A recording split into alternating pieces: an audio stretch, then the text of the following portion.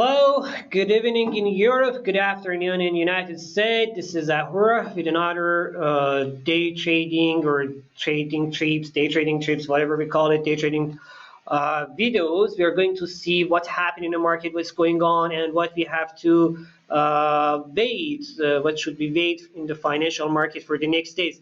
Let's go through first with the market volatility. The market volatility, let me close this. The market volatility is under 30 already all the way down under 27 even volatility index because there is a news that the Russian and Ukrainian they are really seriously trying on a peace talk and this positive sentiment generally in the market helping the situation getting better. At the same time, yesterday, as you know, the Federal Reserve meeting and FOMC meeting with the announcement that they had, but with the 25 basis point rate hikes they made a kind of positive sentiment in the market that we are kind of saying, you know what, the market is going in a way that is supposed to go. The reaction on the market was here. We could see SP 500 again back all the way above from under it was under 4,200. Now it's above 4,200, almost 4,400,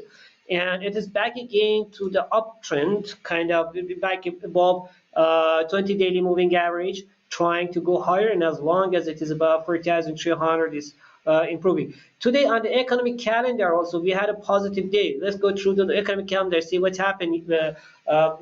Before going to here with the data on the economic calendar, I have to mention that Chinese market, that Monday and Tuesday we had a very bad days on the Chinese market. But after with the beginning of Wednesday from yesterday, the situation in the market in China and Hong Kong changed. The government and the private companies they started buying stocks and they started supporting the market, and this positive sentiment again came back to the market, and yesterday Hang Seng closed 9% higher, which was amazing. Today also we had this positive sentiment continued in Asian market. Hang Seng again gained 7% more, while Nikkei in the Japan almost 3.5%, and Shanghai 1.5% almost. They gained 1.4% in Shanghai. The situation again is back on the Chinese market. This situation was kind of after the Federal Reserve and after Federal Reserve decisions one and in the second, which is mostly because of decisions that we had in China, actually the Chinese government and industries there.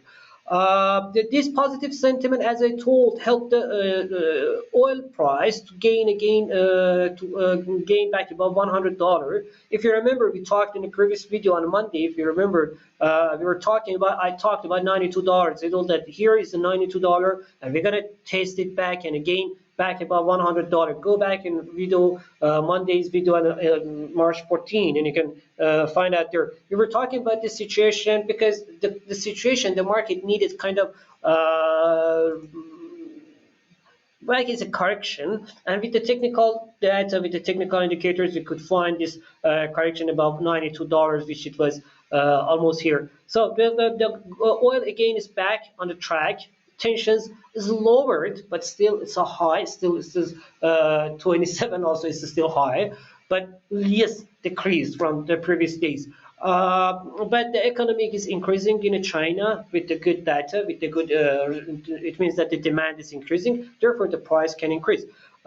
This situation in the market made the US dollar to fall back. This is the US dollar index. You can see under 98, all the way down up. It was almost 99.40, and now it's 97.74, and it is decreasing. We're gonna probably see US dollar index around 97.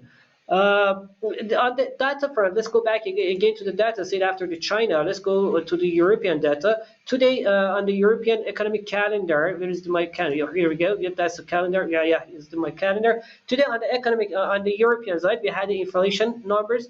European inflation increased to 5.9% in February on an annual base, more than 5.8% of previous month, but the increase was not too much high on the February. But for March number, we're gonna see much higher data because oil and the gas price increased in a March and not in a February, not in a February. Just in the last days of February, we could see the higher prices. Therefore, the inflation will be much higher there.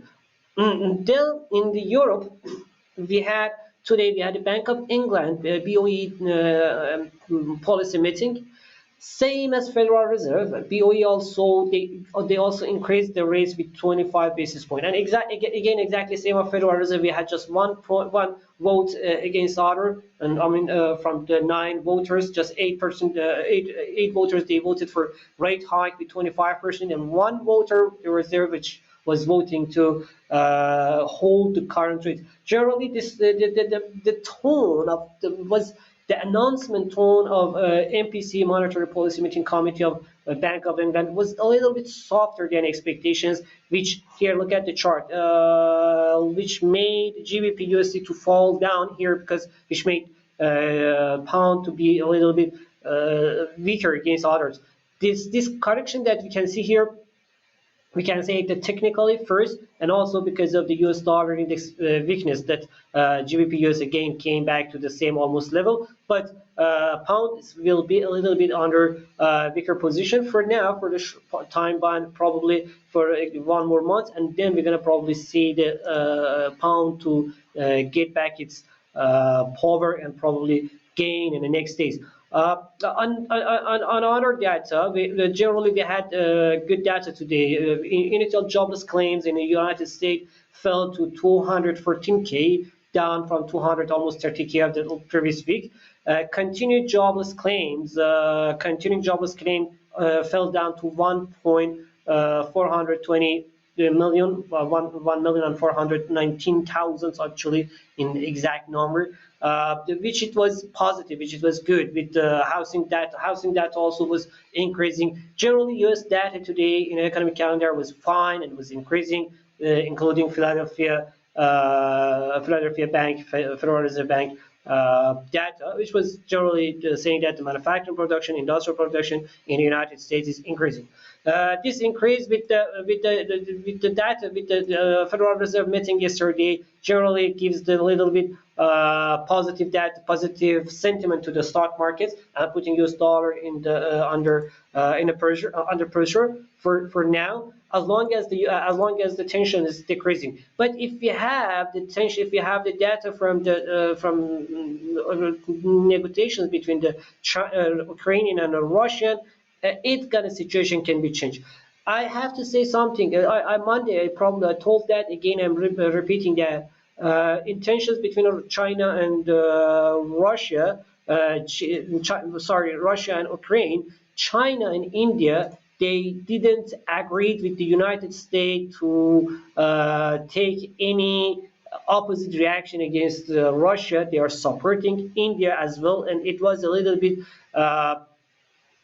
Let us say it's like disappointing kind of for American, but still sounds like Eastern countries, they are making their own block and they are making their own situation, their own block and their own economy. It is going to that side, as long as the European and American they want to go through their own rules and look at the world from their own point of view. So the Eastern sounds like they are looking after their own way and their own solution. So this is generally what's happening in the market. In the cryptocurrency market, we didn't have a specific news that we say that news to change the market, but generally the positive sentiment in the market, they help the cryptocurrencies market as well. But it doesn't mean that it's going to increase more than this, because cryptocurrencies, they didn't have specific news to say that okay, that's the news that can still increase the Bitcoin or other cryptocurrencies. Still under pressure in overall outlook, the cryptocurrencies, same as the Bitcoin, Ethereum, same, the Ripple also the same situation, nothing still changed. So therefore the US dollar index will be under pressure. Gold increased because of weaker US dollar, but will be under pressure from these levels because of the lower market sentiment tensions. On the oil again back about $100, and it is increasing. Same as for the gas around $5, and it's a positive movement. The stock markets, they are increasing and they are in a positive sentiment, same as for SP 500, Nasdaq, and Dow Jones. We can see them. Dow Jones above 34,200, which is very key level for Dow Jones. But the situation is, it sounds like the situation is slowly changing, and we can see the market can get back on the positive sentiment and start to increasing. About the Euro USD, under 1.12. What this uptrend that we can see here in the past 2 days, yeah, it is increasing in the past 2 days, but it doesn't mean that the euro is strong, because as you can see here, euro is very strongly under pressure and under 1.12. But now for the short term, as we can say that because of lower tension in the market, that US dollar is decreasing, euro USD can increase, but the thing is that the point is that European economy gonna get badly heated from ongoing tensions in between Ukraine and Russia, which is the data coming next month. So Europe is not going to have good future. Same we're gonna say for the pound as well in the short term. Okay, this overall market situation for this what we had to, for now. This the market the market sentiment is what we told. What is going on here? It is overall sentiment in the market. If you have any idea, if you have any comment, please write me on the comment. If you want something more to support to cover in the videos, or you want me to do not cover something, whatever you want it, please let me know your idea with the comments under this video. See you guys tomorrow. Bye bye.